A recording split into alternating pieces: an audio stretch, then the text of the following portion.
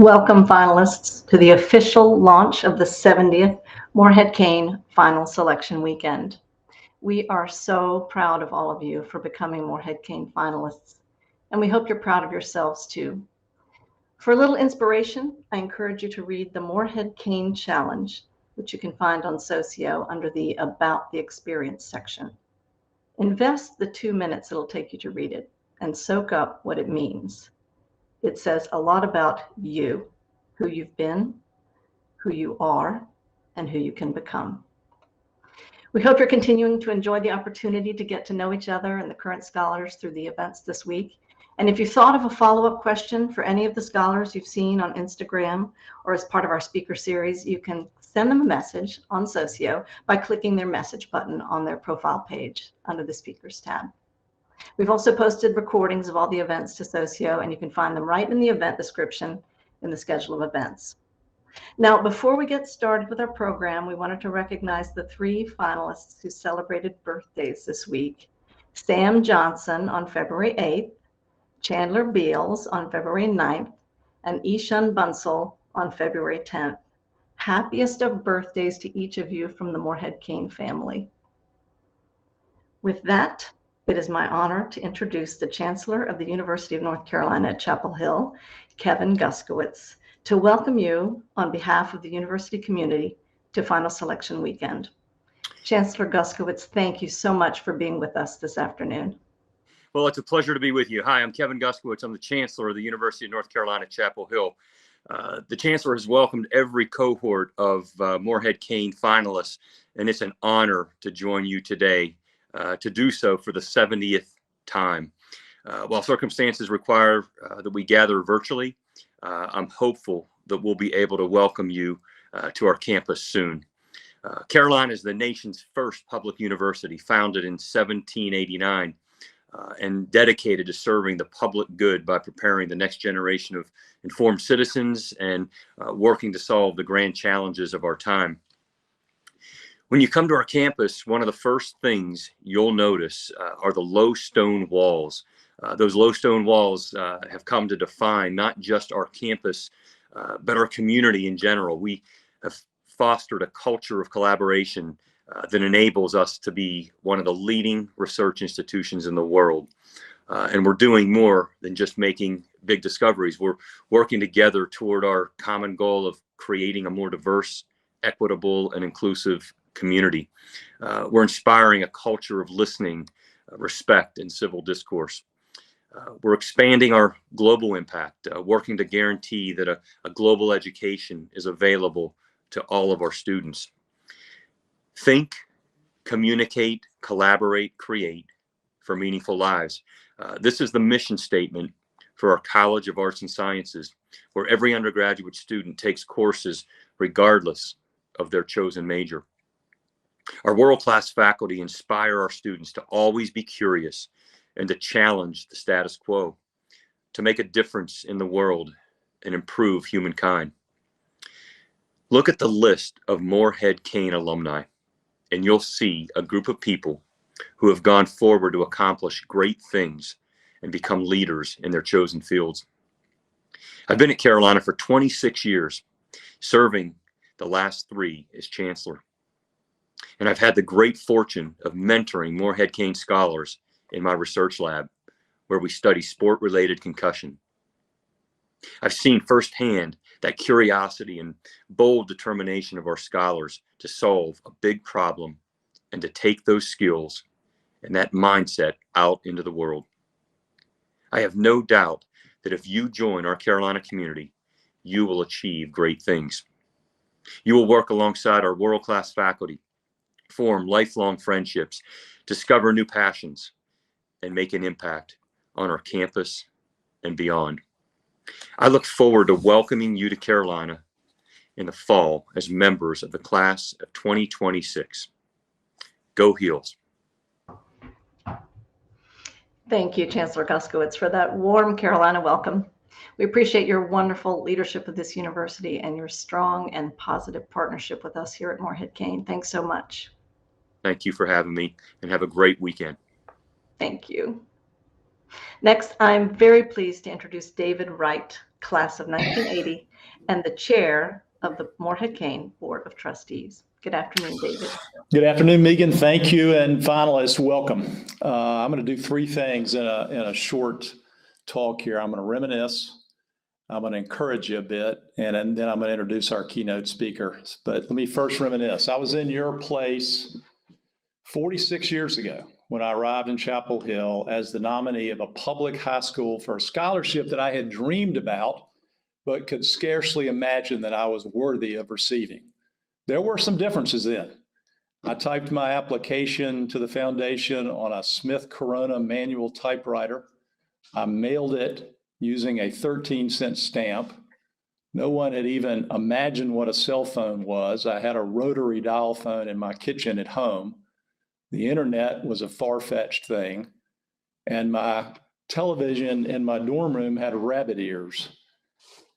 But there were similarities as well as there are differences between then and now. Then and now, the Morehead-Cain program was special, highly selective, and had the potential to change the trajectory of your life. And it presented then and presents now the opportunity to be surrounded by really talented folks with a multitude of gifts who are interesting. And it's always been and always will be a lifelong honor. I think the other similarity is there's apprehension. I believe as I think back on my final weekend, I focused mostly on how much I didn't know as compared to my fellow finalists and certainly the folks that were getting ready to interview me. My father, always trying to keep me grounded, just told me there were so many talented people, don't dare get your hopes up to receive this scholarship. It's also the same then and now in that it's Chapel Hill. And I hate that you're not there today when it's in the high 60s and can hear the sound of the bell tower in the distance and walk among the grounds of the oldest and I believe the best public university in this country. But although we're virtual this year, I hope you'll get and have already gotten a small taste of what it might be like to be a Morehead-Cain scholar and a Tar Heel. So encouragement after reminiscence, congratulations. This is a special honor. You've made it through the gauntlet thus far, and we chose you. This was not, friends, a blind draw. We believe you are worthy of being here and being a part of this special program. Please believe that. As we all know, this has not been an easy 2-year stretch. There have been challenges that not one of us would ever have anticipated, severe illness, profound disruption of multiple institutions, vitriolic politics, the list can go on and on. But the fact that you're here with us today is testament to your resilience and your adaptability to these adverse conditions. And our community, as well as the Carolina community, has greatly struggled, I think, during the pandemic. But what I've seen in the past 24 months confirms everything I've believed about what it means to be a Morehead-Cain. It means stepping up and speaking out.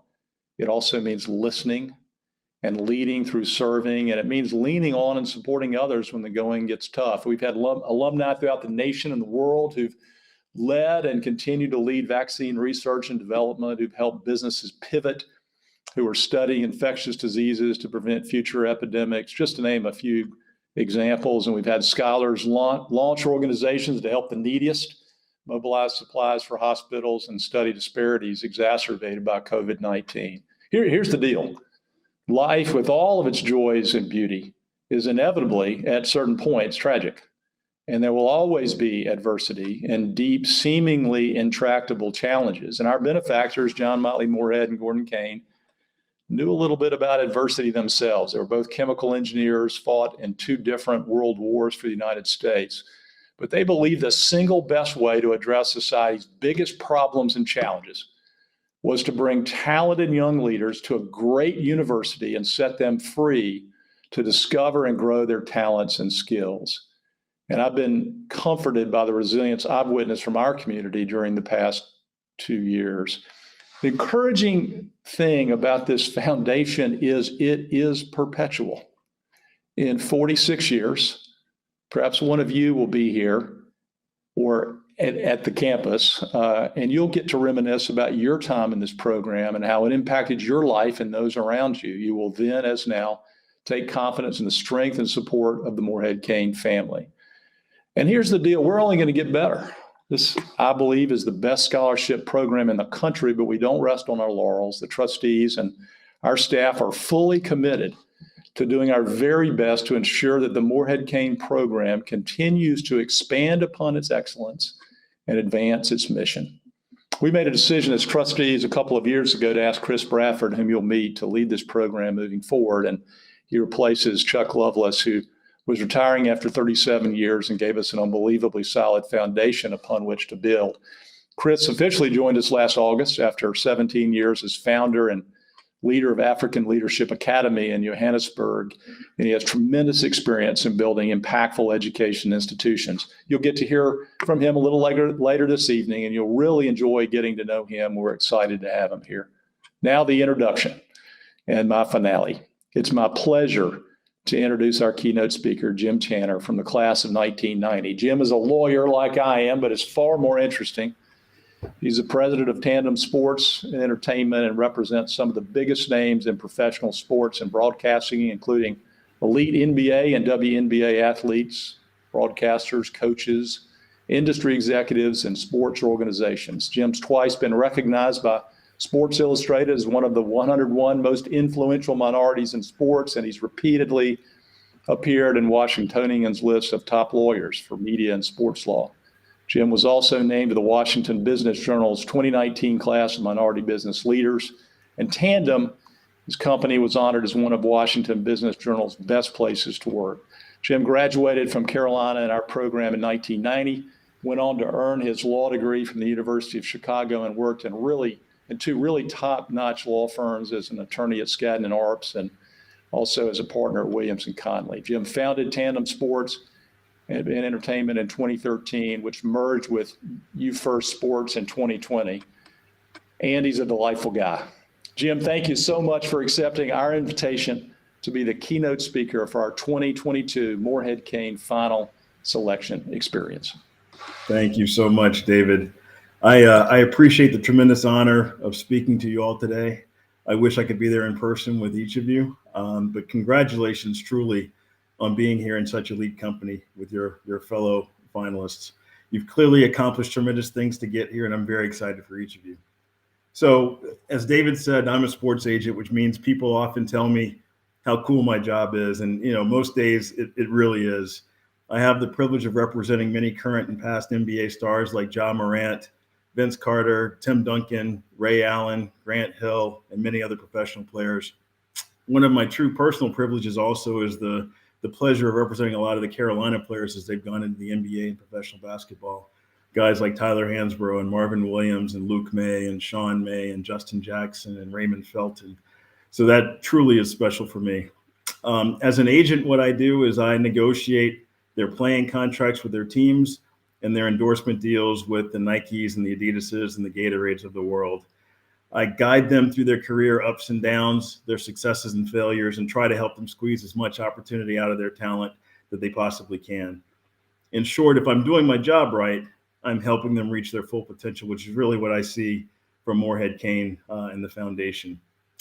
So I've had some pretty cool experiences in my life. Other than being an agent, I was taught by and played a lot of pickup basketball with Barack Obama when he was my professor at the University of Chicago. I've worked for and briefed President Bill Clinton in the '96 campaign. I've practiced corporate law, as David pointed out, for two of the top firms in the world. I've started and grown my own business as an entrepreneur and sold it to a multinational company based in Spain. And most importantly, with my wife, I've raised, or I'm currently raising, a son who is a Carolina graduate and a daughter who's a junior at Carolina. So I've been fortunate to have some pretty amazing experiences in my life. And I'm often asked what I'm most proud of in my life. And I can honestly say the answer is the same now as it was 36 years ago when I first won the Morehead-Cain Scholarship. That is the proudest moment of my life. As David was saying, it was a little bit of a different time back then. We didn't have the internet, we didn't have cell phones. And so after my finals weekend, I remember driving home at lunchtime every day from school to check the mailbox to see if a letter had arrived from Morehead-Cain. And the day it arrived was honestly the happiest day of my life and really put me on the path to where I am right now. So as I prepared for today, I started thinking back 36 years ago when I was in your shoes. I remember my parents driving me to Chapel Hill. I remember pulling up to the Carolina Inn and seeing a lot of other finalists scurrying around with their name tags. I remember walking into the Carolina Inn lobby and exchanging, goodbyes and receiving good luck wishes from my parents. My dad pulling me aside and giving me what I thought at the time was probably some corny motivational speech, but very similar to the kind of speeches I give my kids at this point. But I remember the smell of the flowers in the entryway of the Carolina Inn. And whenever to this day I walk in there, I have those same very, very pleasant memories of my weekend with the Morehead-Cain finals. I was nervous, but I wasn't really so nervous as much as hopeful, excited. I was proud to be among such great company. And I just really was impressed by all the other finalists who were there. And it was just really the start of some great friendships that continued to this day. And like all of you, I had some other great options. So I remember I had been accepted to Harvard, Stanford, Columbia, NYU, and Duke, and didn't really know what I wanted to be in my career. I had debated in high school. I knew that from talking to people that might lend itself well to being an attorney. And I really only knew attorneys and doctors, and I didn't like blood and didn't like gore. So I figured I wouldn't be a doctor and I would pursue being an attorney. But after winning the Morehead, I just remember thinking, like, these are some really great options. And how do I make this choice? How do I make a choice that's going to set me on the path for the rest of my life? It's really an exciting position to be in, but I also know it's very, very nerve-wracking. And I'm a guy that really likes quotes. So if I see a quote, I'll save it, I'll write it down, I'll share it with my family, I'll share it with friends. And I went through some of my quotes before drafting the speech, and saw one from the author Josh Billings, who once said, "Life consists not in holding good cards, but in playing those you hold well." Life consists not in holding good cards, but in playing those you hold well. And I really like this quote, and I think it means a lot to me, but I think it means particularly a lot in terms of this weekend. You each hold great cards and are going to have great options this year. You just have to play them well the way you've played them well to this point. The advice I would give is not to try to figure out your entire life right now. And my kids get into this pattern, and I have to counsel them. You're not going to be able to predict where you're going to end up as a 53-year-old man the way that I am now. You're not going to be able to predict that right now. If you had told me back then I was going to end up being a sports agent, I would have said, you're crazy. There's no way I would choose a career path of being a sports agent. Playing cards you hold well means figuring out what's right for you in this moment, what's going to give you extraordinary experiences, what's going to position you for success according to your definition of success, what's going to help you reach your full potential. So I want to make the case for why you should choose UNC and Morehead-Cain based on my personal experiences. It was absolutely, without question, unequivocally the right decision for me. So let me start with why Carolina. I will tell you that I love Carolina with every fiber of my being. I have a memory from every inch of that campus, and everyone that I know who's attended UNC feels the same way. There's a certain school pride that I think you can't really convey until you experience it. And I have the occasion with my job to visit a lot of colleges, a lot of campuses. And one thing that struck me when I first went to Carolina, and as David said, you go there, and when I first went, it was a perfect spring day. I walked through the quad. There were people throwing frisbees. There were people just enjoying and engaging in life. There were dogs there, and it just seemed like there was a magic to it. But the one thing that stood out to me was that everybody was wearing Carolina paraphernalia. They were wearing Carolina sweatshirts and T-shirts and hats, and it just seemed like it reflected the true pride for the school that I came to exhibit as well. When I go to other schools, I don't see that same level of enthusiasm. I don't see the same level of pride with the school. And I think there's something just very magical and very special about Carolina. The thing that I think distinguishes our university from others is that it's truly a full and complete collegiate experience. And what I mean by that is there are going to be schools that have great academics. There are going to be other schools that have great athletics. There are going to be other schools that have a great diversity. But Carolina really is a combination of all those things. So with respect to the academics, I promise that you'll go there and be challenged by your professors, challenged by your classmates. You will grow, your perspectives will broaden, and you'll be inspired. as far as athletics go, you will see a championship being won by one of the Carolina, if not many of the Carolina teams while you're there. I would encourage you to go and attend not just the basketball games, but the football games and the soccer games and the baseball games. It's truly a remarkable place in terms of being a fan and hopefully in some cases participating in the athletic achievements of the university. And lastly, because of the size of the university, there's really nowhere else I've been that has the diversity of students, of perspectives, of socioeconomic backgrounds, religious beliefs, political affiliations, where you really get to know a lot of different people and a lot of different perspectives. And I really have found nowhere else like that has the true combination of all these things that Carolina does. There is literally no other association that I have in my life that brings about the emotion in me that Carolina does. I promise you that every time I hear James Taylor's song, Carolina in my mind, I get goosebumps. I actually cried like a baby when it played at my son's graduation recently. But it's really a testament to Carolina and how I feel about the place. I am not as emotionally connected anywhere else with any other school I've attended or any place I've worked. And I don't feel the same way that I do about Carolina. I love Carolina. So why Morehead-Cain? I feel the same way about Morehead-Cain that I do about Carolina. I love it with every fiber of my being. And I would say Morehead-Cain is not just a 4-year scholarship. It's a community.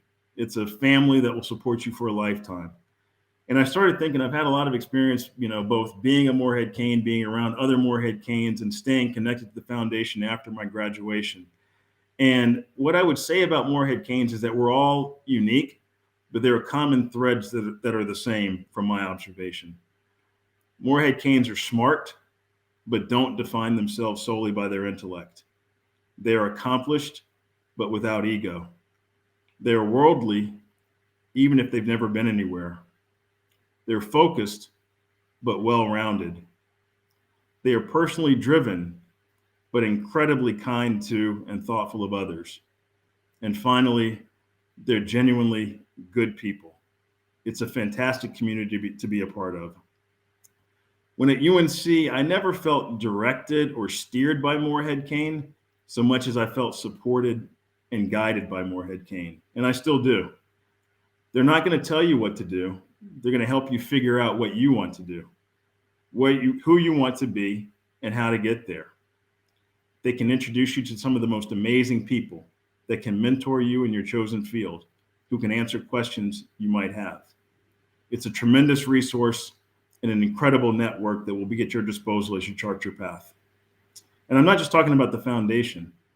I learned as much from my fellow Moreheads than I did from any professor at Carolina.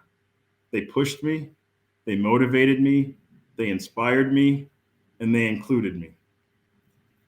Everyone's going to tell you at this point in your life that college is a great time. And I would really say it's the best 4 years of your life. And I'm actually kind of envious that I'm not where you guys are now, because it's really a great 4 years. It's obviously a time for self-discovery and learning who you are. And one of the things that I think is most valuable about the Morehead-Cain is the summer enrichment program. You will learn quite a bit in your classrooms and being around your peers, but you will learn so much more from experiences. And the summer enrichment program really puts that path of self-discovery on steroids. I remember, the 4 experiences I had. I did, my first one was an outdoor leadership school, outward bound, in the Canadian Quetico Park, where I did things I would never expect to do, like a canoe expedition through hundreds of lakes in Minnesota and Canada, rappelling down a cliff, spending 3 days on an island by myself with nothing more than a bag of granola and my thoughts, and really just learning about myself in the process of pushing myself to do things I never thought I would do. My second summer, I worked for Procter & Gamble here in DC, where I'm based now, working for Procter & Gamble, learning about corporate life, learning that I never wanted to be a salesperson because I wasn't really good at it, but really pushing myself to do something, experience something I never really envisioned doing. My third summer, I worked for the LA County Sheriff's Department in Los Angeles, California, and really was exposed to a lot of things on ride-alongs that I never thought I would see, exposed to a different world, exposed to our criminal justice system and how it impacts and affects underprivileged. So really just experiencing things that I never, ever would have signed up for necessarily, but taught me such great things. And lastly, my last summer, I worked for Konica Corporation in Tokyo, Japan, where I learned about Japanese business practices by myself, experiencing a country alone with no other Moreheads or other classmates with me, and learning not just about Japanese business practices, but learning about another culture. It was really eye-opening and just such a wonderful experience to have those four summers with Morehead-Cain. The other thing about winning Morehead-Cain meant joining the most important and incredible network in my life. After graduation, being part of Morehead-Cain can be a tremendous benefit personally and professionally. There are a lot of schools out there with great networks, and I went to law school at one such school. But the difference I found with UNC and Morehead-Cain is the level of personal engagement with each scholar and each alum. Like I said before, you'll get introductions to people of influence in whatever field you choose, opening doors for you, answering questions for you, providing opportunities for you. We do alumni fora every few years for the alumni of Morehead-Cain. And every time that I participate and every time I leave to go home, I'm always renewed, motivated, and inspired to do more personally and professionally just from being around such amazing people. I love Morehead-Cain. I know at this point, at 53 years old, I can pick up the phone and call anyone at the foundation and feel the same level of familiarity, commitment, warmth, and support now at this age as I did when I was 18 years old and on campus. So that's what I feel about Carolina and Morehead-Cain. So now that I've shared those thoughts with you, I want to give you 3 secret tips for success this weekend in your interviews. This is coming from someone who's been there where you are right now, and someone who's also been one of the interviewers who's participated in selecting the recipients of Morehead-Cain scholarships. So secret tip number 1, don't be nervous. Don't be nervous. There's absolutely nothing to be nervous about. Secret tip number 2, it's not about your list of accomplishments and activities. That's what got you there. That is not what will get you the scholarship. Secret tip number 3, and this is what will get you the scholarship. Don't consider it an interview. Don't consider it an interview. Consider it a conversation with some really, really great people who only want to get to know you and are dying to award you the scholarship. Tell them stories. Describe your passions. What makes you special? Who are you? What makes you tick? What inspires you? What do you hope to contribute to our Carolina community? What do you hope to contribute to our Morehead-Cain community? What do you hope to contribute to society? And how do you view your place in the world? Those are the thoughts and the questions that will get you the scholarship that they want to hear from you. So I know we're going to do some Q&A, so I'll close with this. I am rooting for each and every one of you. Like I said, I wish I could be there and meet each one of you in person because I know that you're some very special, talented young people. I'm pulling for you. I'm so excited for you. And I really want each of you to experience the magic of being a Tar Heel and loving this university the way that I do. I want each of you to join this amazing Morehead-Cain family and experience the lifetime of support that comes with it and the many opportunities it will afford you. I want each of you to play the cards you hold well. So thank you so much for indulging me, and the best of luck to each of you. Thank you, Jim, for that awesome talk. I sat here off screen the whole time with a huge smile on my face. So thanks so much. We are opening up the floor for questions from our attendees. And the way we'll do it, because we're on Socio, is because we'll have you type your questions into the chat feed and we will bring them to Jim's attention. I'd like to ask you all a favor. If you can just use the chat for questions only during the Q&A, and that way we can keep up with which questions have been asked and they don't go flying off in a flurry of comments. So that would be great.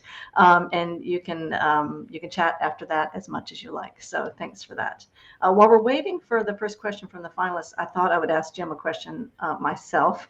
I love what you were saying about how we don't steer folks into any particular career, or we love for them to find their own passions. But if there is a finalist in the audience who's possibly interested in a career representing athletes or other sports figures, is there advice that you would give them, sort of do's and don'ts, as to a good idea for how to get there? Yeah, I think, first of all, contact me. My door is always open and my phone is always available. And I think that's really the way most Morehead-Cains are. We see it as a community, and we want to help people who want to answer those questions and provide opportunities. My first internship in law school was provided by a Morehead-Cain. So those are the kind of things that we value. So as far as becoming or being involved in sports, the advice that I give is to not dial in too much on one particular area. I think a lot of people look at sports and say, I either want to be a GM for a team or I want to be an agent. And there are so many other things that touch on sports, whether it's working with venues or sports marketing or sports PR or whatever it may be, working with unions. There's so many different areas of sports. And so I would say, take a very broad view. And I think this advice really applies to any industry. As you come out of school, you want to start broadly. And I think look at life like a funnel. So you start broadly, and as you go on, you start to narrow. And again, like I said in my comments, you can't really pick where you're going to be 5 years, 10 years, 20 years from now. You've got to choose what's relevant from the options in front of you right now, and then narrow as you go. So the specific advice is to do things like read the Sports Business Daily, learn more, not just the box scores, but learn about the business of sports, and just pay attention. There's so much information out there, and just start to learn and really start to network, talk to people, do informational interviews. People are very open to the idea of talking to students and giving advice, and just start, formulating your path based on the conversations you have. Awesome. Thank you for that. And we are ready for a question from the audience. Got one? Here we go. That is, if there was one thing that you wish you knew before you started your Morehead-Cain experience, what is that? That's from Sashank. I wish I had known about Outward Bound. I don't think I was prepared for that. One of the first things they had us do was to go out into the woods and lay down and let the bugs crawl all over us. And I wasn't quite prepared for that. I was more of a small town but city guy. And so really kind of pushing yourself and expanding your horizons and just being prepared for that. I think I wish I had known that. But the thing about Morehead-Cains and all of you on this Zoom is that you're open to new experiences, you're open to learning about the world, and you're open to pushing yourself. And that's really what Morehead-Cain is all about. Awesome. Thanks for that question. Next up. From Kayla Engler, how have you, other than this and interviewing, been able to remain involved with the program past graduation? Thanks so much for this talk. Thank you. This is one of the things that really matters to me.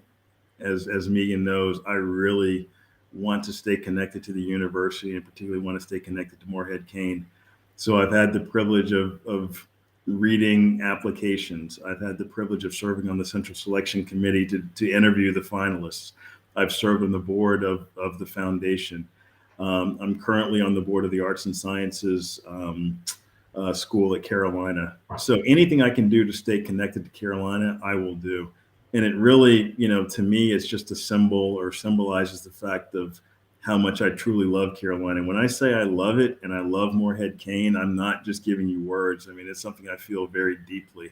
The fact that my children go to Carolina really matters to me. So anything I can do for Carolina, but specifically for Morehead-Cain, for any scholar, I will do. And that means, making myself available to answer questions, to serve as a mentor, to provide internships, which I've provided, I don't know how many internships, Megan, over the years, but just to be there as part of the community and to support people that are currently in the program, but also other alums. Wonderful. Thank you. Great. Richard's question is, what was something surprising you learned about yourself through the Morehead-Cain program that you haven't talked about yet? Wow. Something I learned about myself. I think that, like I said, when I came for finals weekend, I was so impressed by the other finalists, it was a little bit intimidating, to be honest with you. And I felt that way when, my first day in law school. When you are surrounded by such talented and such amazing people, it can be somewhat intimidating. But you also realize that you belong. You realize that you have everything that they have, and you just kind of put your head down and let yourself shine and let your talents show. And that's really like one of the first things I learned by being part of such a great program, is that there's some incredibly talented people out there. And it was just fun to be around them and to learn from them and to be pushed by them and to be included by them, as I said before. Great. Awesome. Thanks for that question, Richard. That's great. Juliana, how much did being a Morehead-Cain Scholar affect you every day as a Carolina student? Was it difficult to be both a normal student and an MC Scholar? Yeah. So, I don't know if this has changed, but when I was at Carolina, people really didn't know who the Moreheads were. We didn't, you didn't walk around with a badge on it. You don't really advertise it. Some people just know because they've gone to your high school, they kind of know who you are, but we really didn't define ourselves by it. And that's like, one of the things I said in terms of the characteristics of Morehead-Cain. It's like, we're all smart, but you don't define yourself by that. It's a group of just very well-rounded people who want to make an impact, but do so without ego and without the label of defining ourselves as Morehead-Cain Scholars. And so it was very easy to be a normal student at Carolina because no one really knew or focused on it. Yeah, still the same way now. Exactly. Great question.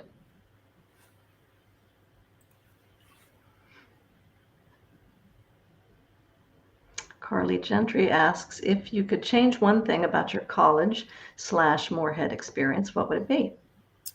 It would be more my college experience, more so than my Morehead experience. The college experience are actually two things. So the first one was in terms of the classes I took. I was an English literature major. I knew at some point I wanted to go to law school, so I would take classes that I thought were directing me towards that. And I think that was a huge mistake. If I could go back and do college all over again, I would take philosophy classes, history classes, poli-sci classes, religion classes. I would focus more on becoming educated than just the classes that would lead me towards graduation into law school. That's number one. And number two is I don't feel that I spend as much time, the advice I gave you all, learning other people, expanding my friend group, pushing myself to spend time with other students. And I've said that to my kids when they went to Carolina. It's like, don't just hang with a certain peer group, really push yourself to get to know all types of people and experience all types of things and join the clubs that your friends might not otherwise join, and just really push yourself to experience it. It is such a rich and diverse campus, and you just really want to experience every bit of it. Like I told them both, like when you leave, like you don't want to leave any toothpaste in the tube. You want to squeeze it all out and experience everything, and just make sure that you, again, have an experience and a memory from every inch of that campus, and it's really possible. Awesome. Great one. Next question is, in your law practice or even your time at Carolina, was there a time when your morals were challenged? If so, how did you navigate that? That's a great question, especially for my profession. As a sports agent, and everybody has their perceptions of sports agents, and in many cases they're well earned. What I've done over the past 24 years that I've been an agent is try to be the opposite of what you would envision as your typical agent. You've got a lot of agent-client relationships that are made based on illegal payments of an agent paying a player or a family member or a runner or whoever it might be. And for 24 years, we've never done that. I wouldn't say like my morals were challenged because I never wanted to do that and I never would do that. But it does make it somewhat frustrating competing against, like feeling like you have one hand tied behind your back and competing against, in an industry where 90% of decisions are made that way. The good thing, though, is that it tends to attract the right types of clients. So in addition to the people that I mentioned before, like guys like Grant Hill or Shane Battier or Ray Allen, they're just really good people with high character and they want to do things the right way. And those are the kind of clients that I tend to attract. And those are the guys I would want to work with anyway. I wouldn't want to work with anyone who kind of compromises their ethics and does things the wrong way. And so, to answer the question, like never at Carolina that I can think of, but certainly in this industry, you're navigating in an unethical world, even though it doesn't challenge my personal morals. Great question, Wahazi. Appreciate that. Next is Laura Thompson. Mr. Tanner, I would love to know what was the thing that kept you going when you faced adversity or struggles on your path to achieving success? I think that's a great question. Everyone is going to face adversity or struggles, failures. It's just part of being an adult.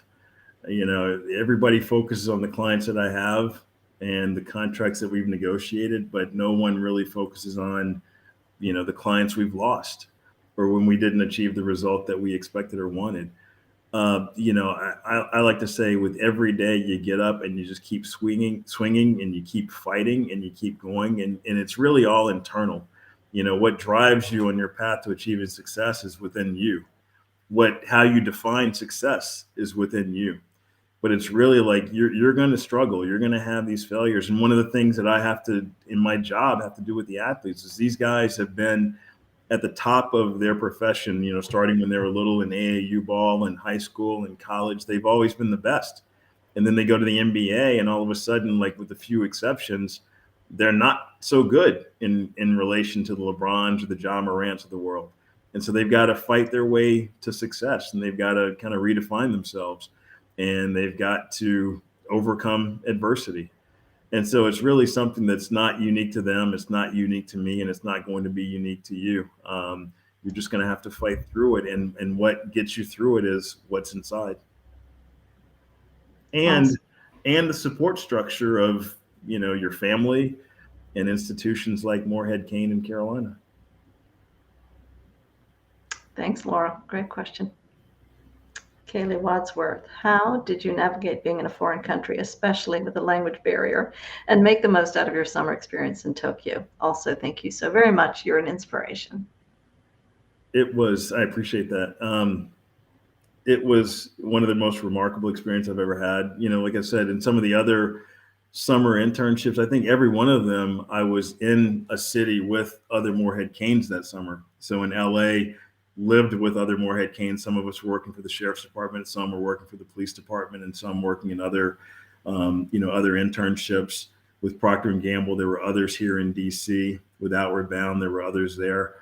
In Tokyo, it was just me by myself. And it was the first time I'd gone outside the country and having navigated, like there are some countries you go to in Europe where everyone pretty much speaks English. In Japan, when you're dead center of Tokyo, many do, not all back then. And then I had a stint where I was in Odawara, which is a small city relative to Tokyo, where I spent a couple of weeks there where no one spoke English. And so it was great from the standpoint of just, again, personal growth and just being exposed to another culture and just really trying to embrace it. There was one situation that I'll never forget. I'd gotten on the wrong train late at night after a dinner, and I went in the opposite direction of where I was supposed to go.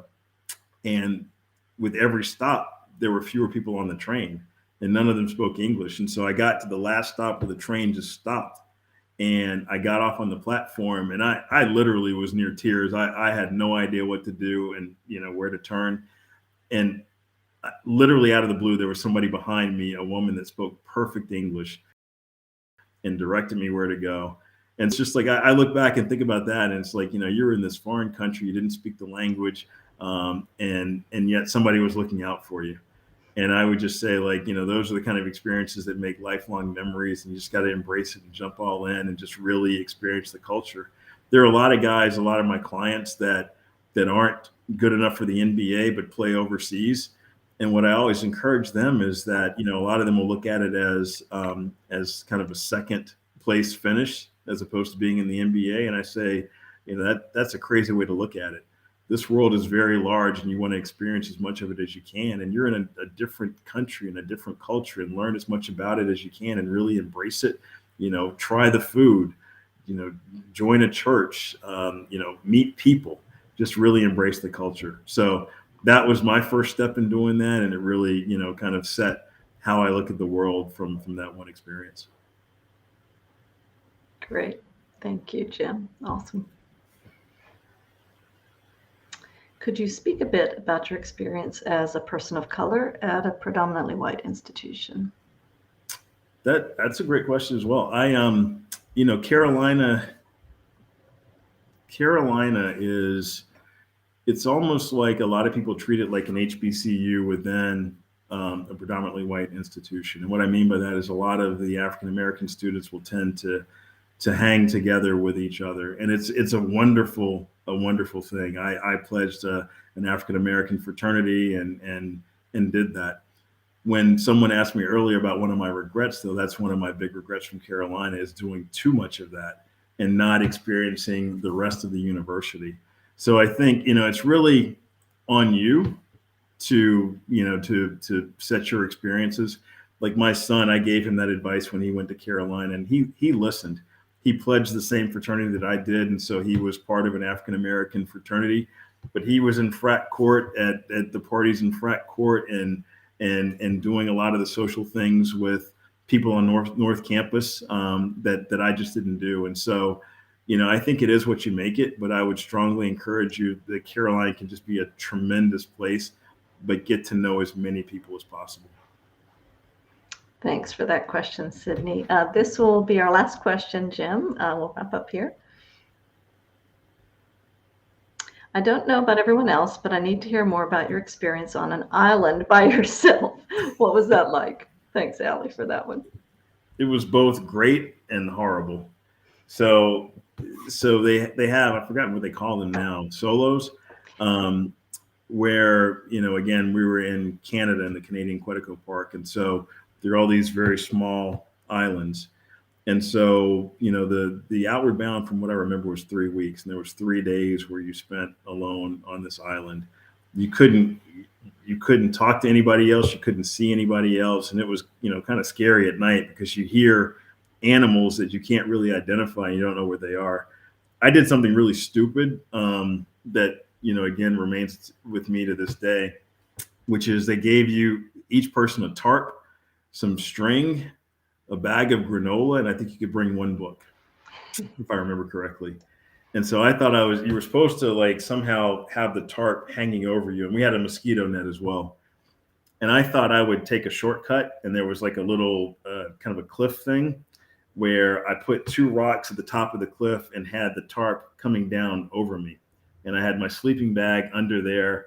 And instead of hanging the mosquito net like they told us to do, I just draped it over myself. And it happened to rain that night. So the rainwater was rolling down the side of the cliff and into my sleeping bag, number one. And number two, every mosquito within 10 miles came under my tarp. But instead of hanging my mosquito net where they would be kept away from me, they were all sitting on top of me, and I could hear all the buzzing the entire night. So that was horrible. But it was a great experience. Just, you just never really by yourself, and not just by yourself in complete isolation with, being one with nature. I think I fasted the entire 3 days. I remember the book that I took was the Bible. I had been to church my entire life, but I'd never really read the Bible. And I just sat there and read the Bible and just reflected and just got ready for going to Carolina and just thought about who I was and what I wanted to be and what I wanted to accomplish. And you're just alone with your thoughts and yourself. So it was a great experience from the standpoint of learning about yourself and having that time to do it. It was a horrible experience from the standpoint of that night with the rainwater and the mosquitoes. Awesome. Great story to wrap up on. And Jim, thank you so much again for being our keynote speaker this afternoon. And I know the finalists love the chance to meet you and hear your story. You're so welcome. Good luck to everyone. Thanks. Next, I'm very pleased to introduce the president of the Morehead-Cain Foundation, Chris Bradford. Chris.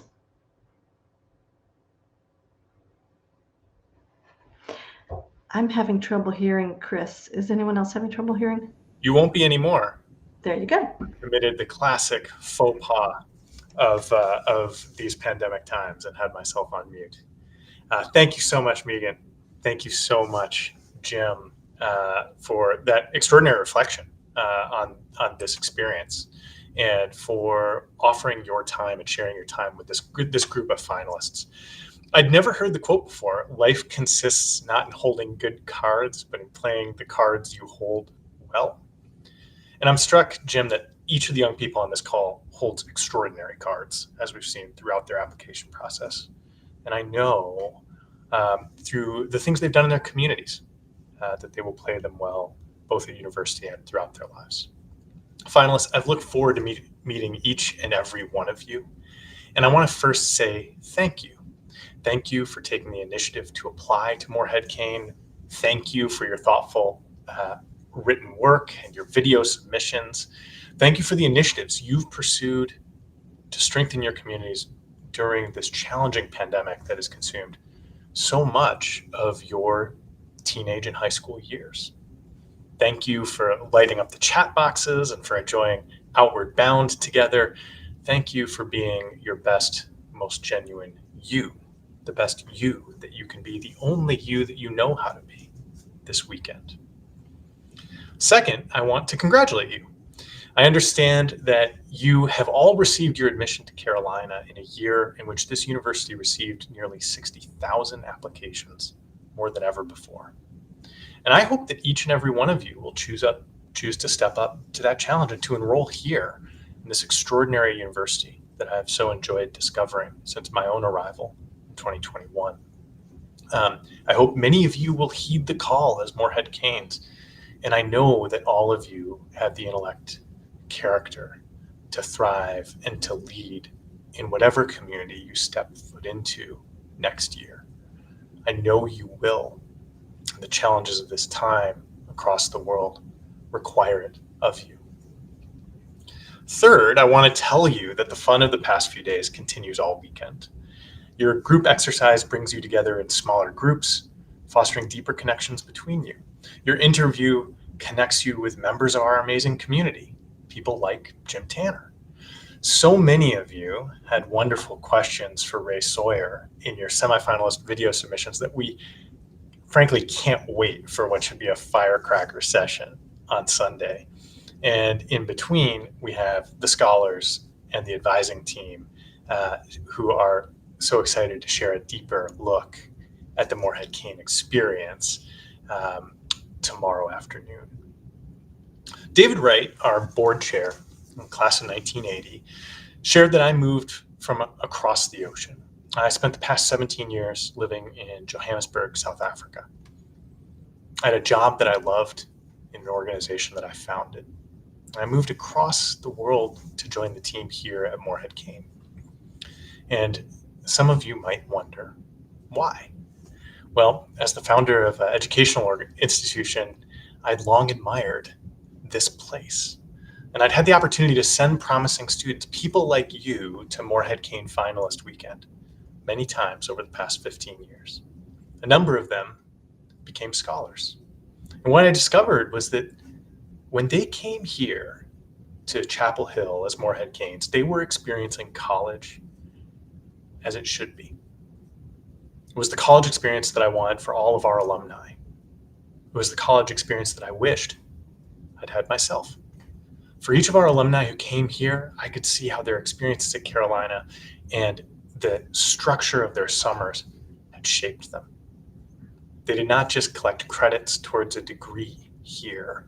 They curated experiences that helped them deepen their sense of personal mission.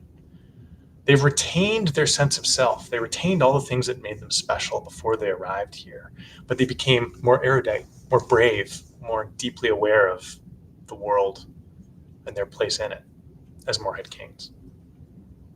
So that's why I came. Well, the good news is that what I've found since I got here has exceeded my high expectations. First, the scholars. They are diverse, they're curious, they're extraordinary, but perhaps most exciting for me, and I see it in the chat here, is that they're kind. There's a special feeling here at Morehead-Cain. This afternoon, I shared office hours with 3 scholars, one from Minnesota, first-year student, deeply curious about the role of NGOs in international development. She was followed by another student from North Carolina bound to medical school in the fall, but who wanted to explore a lifelong interest in the culinary arts this summer. A third from Maryland shared that she'd just been accepted into a program to explore the differences between representative government in Germany and in the United States, which she will do in Berlin before taking a summer internship in Ghana. Each of the conversations brightened my day in ways you can't imagine. Each of the scholars stood out in a characteristically Morehead-Cain fashion. Second thing that's exceeded my expectations is the staff here.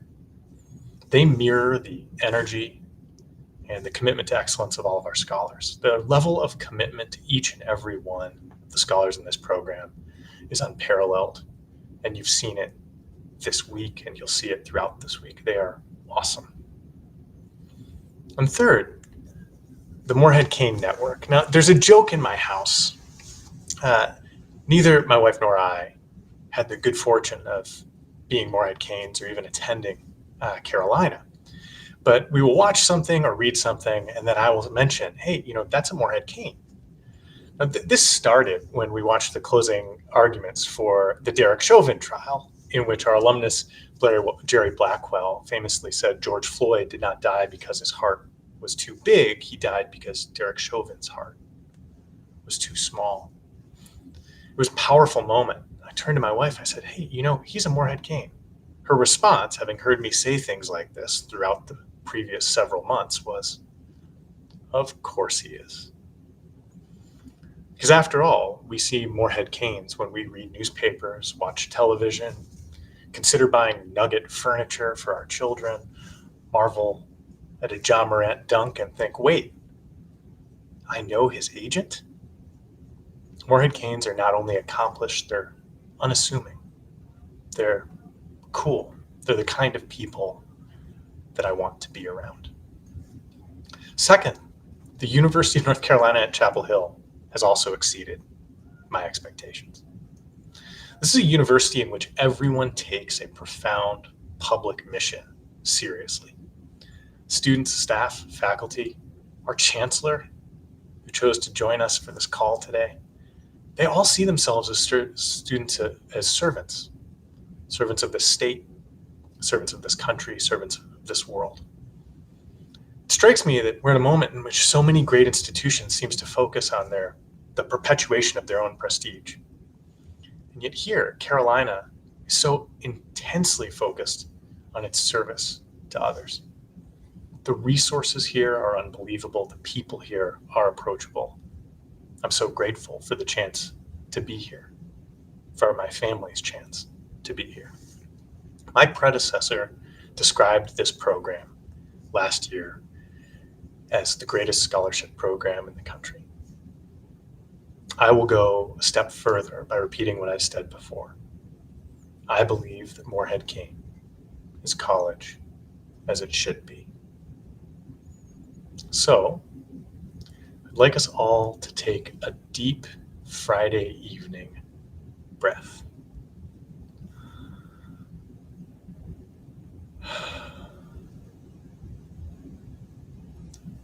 You deserve to be here. We are grateful to have a chance to spend time with you. We are excited about what might emerge from your collisions with each other. I expect that there are collisions that will happen in the virtual space this week and this weekend that will last long beyond this moment. Finally, I sincerely hope that you enjoy this experience, the exercises, the conversations, in a way that helps you consider the values you hold dear and the things you'd like to explore in the months and the years ahead as you step so boldly into the next phase of your life. Thank you. Congratulations. and welcome. Enjoy yourself over the course of this weekend. Thank you, Chris. And our thanks again to Chancellor Guskowitz, to David Wright and Jim Tanner for all of your words of wisdom and welcome and advice and encouragement. And thank you to our finalists for being here this afternoon and bringing so much joy and energy to the chat feed and the Q&A. We will look forward to seeing many of you tomorrow morning for your interviews, and all of you at 12:30 p.m. tomorrow for our Morehead-Cain Experience presentation. You'll get to hear from scholars and meet many of them, and they'll tell you all about their summer enrichment program experiences, their Lovelace Fund for Discovery experiences, and international gap year opportunity as well. You will hear from our advising team about the various ways they support all Morehead-Cain scholars, and we look forward to seeing you all there. Have a great evening.